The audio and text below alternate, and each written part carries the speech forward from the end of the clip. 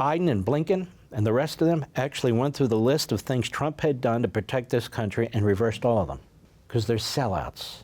And not only do they appease, they fund the enemy.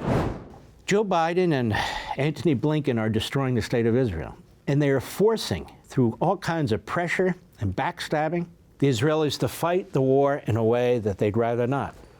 Most of these Israeli soldiers are not regular soldiers.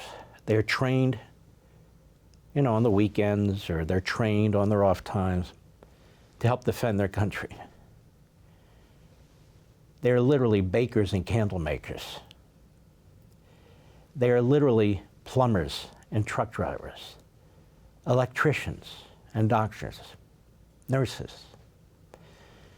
They're people who are not full-time soldiers. They are not thinking 24/7 about, military tactics.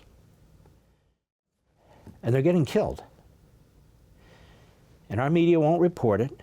Our media doesn't want any sympathy for these brave men and women who've been called up, who go to war, who didn't ask for the war, who are trying to defend their families and their homeland. The terrorists have done all this. And Joe Biden is funding the terrorists. This is beyond imagination. He's funding Hamas. Trump cut it off. He's funding the PLO. Trump cut it off. He's funding the terrorist mothership, Iran. Trump cut it off. Iran is now attacking our soldiers through its surrogates. And we have actual casualties occurring. They attacked our consulate. And they're using Iranian weapons. Some have been intercepted, to get to the Houthis. The Houthis were on the terrorist list of nations, which means all kinds of good things. They're cut off from commerce. The United States puts all kinds of pressure on people, and they should be. Within 48 hours of being sworn in as president, Biden lifted that label, which was huge. Biden and Blinken and the rest of them actually went through the list of things Trump had done to protect this country and reversed all of them, because they're sellouts. And not only do they appease, they fund the enemy. Iran was collapsing economically. The people were rising up. They had what they called a woman's revolution. They had taken some young lady, a teenager, off the streets because she wasn't wearing some, in Yiddish we call it a shmata, but it doesn't really matter. And they tortured her and raped her and murdered her. The women in Iran rose up. It was the ladies' revolution. The country was on the brink. Anyway, Joe Biden has funded that country. He's turned the oil spigots back on for them. Tens of billions of dollars flowing in directly as a result of deals that he's made with them, and indirectly because we won't intercede the shipments of oil like we did under Trump.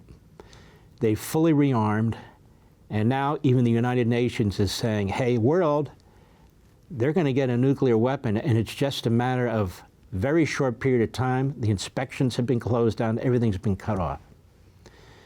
And Biden and Blinken are not doing a damn thing to prevent Iran from getting a nuclear weapon. And if they get a nuclear weapon, it's on Biden, Blinken, Sullivan, Obama, and that whole crowd. But they won't be held to account. They'll blame Trump. Well, he got out of the deal. The deal ensured that Iran would get a nuclear weapon. And they're going to get it faster because we're now funding them. And what do you make of President of the United States when our troops are literally attacked and injured in a significant and serious way, and unrelentingly so, day to day, and the so-called commander-in-chief will not attack the enemy?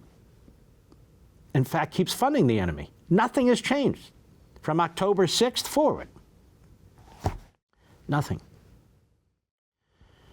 And so the Israelis now are forced to send their brave men and women into these buildings rather than blow them off the face of the earth because of pressure from Joe Biden and Blinken, from this reprobate columnist, Thomas Friedman, pressure from the American media, Jake Tapper, Andrea Mitchell, and people who are equally contemptible, They don't give a damn about the Israeli lives, and they sure as hell don't give a damn about these IDF soldiers. And so something horrific happened. Keep in mind, these soldiers are fighting on Hamas's turf. Hamas knows these tunnels, they know these buildings, they know these alleyways. And so they booby-trapped a building with tons of TNT. And now you're going to find out what happened.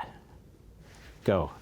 We begin in the Middle East, where Israel's military says 24 soldiers were killed in central Gaza on Monday, making it the deadliest day for Israeli forces since the start of their ground operation.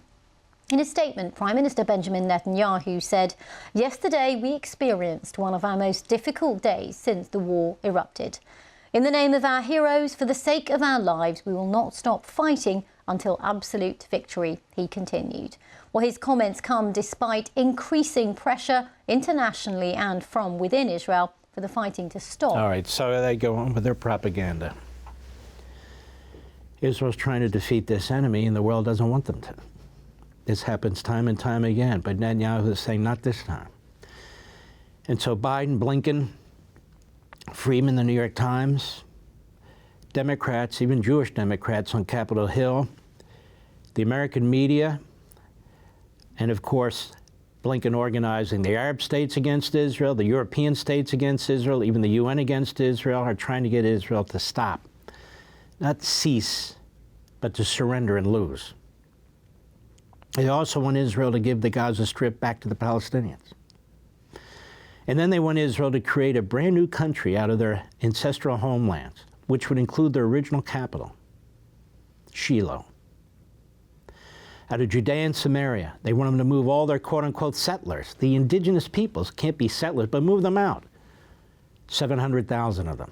Move them out. Turn it over to the people who are committed to your extermination. Want to see more Mark Levin? Go to levintv.com and subscribe now.